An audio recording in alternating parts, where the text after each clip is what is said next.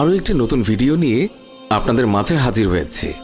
আমাদের আজকের এই ভিডিওতে জানাবো কিয়ামতের পূর্বে যা যা ঘটবে এবং কিভাবে আমরা বুঝব যে কিয়ামত খুব দ্রুত চলে আসবে।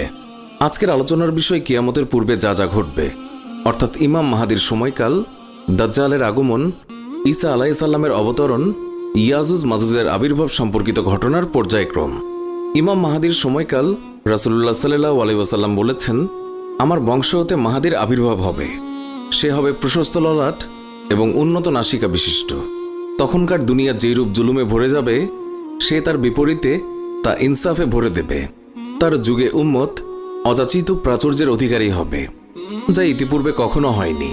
পৃথিবী তার সর্বপ্রকার খাদ্য সম্ভার পর্যন্ত উৎপন্ন করবে এবং কিছুই প্রতিরোধ করে রাখবে না।